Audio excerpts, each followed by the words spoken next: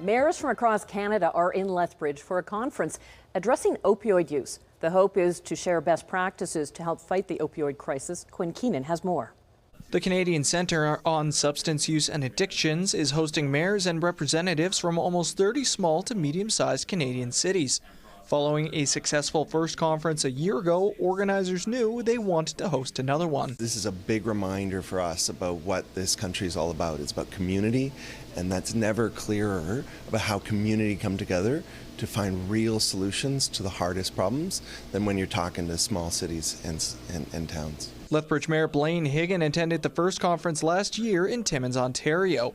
He sees a huge benefit to having so many leaders in one room. We're so happy to be able to host from coast to coast to coast, literally here, and the many different leaders in their communities, and to hear some of the challenges, but not only the challenges, some of the successes. While the opioid crisis has had a wide-reaching impact, small cities have been feeling the brunt of those effects.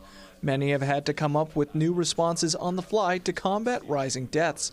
But by sharing what's worked in one city can help the situation in another. There's the benefit of not only hearing about similarities and similar realities and experiences in many of our communities, but also the sharing of best practices, of lessons learned. Efforts to combat opioids appear to be working. Opioid overdose deaths are dropping in most of Canada. Between 2023 and 2024, Lethbridge saw a nearly 65% drop in overdose deaths. But leaders say there's still work to be done. The overdose rate, although it's gone down, it's still too high.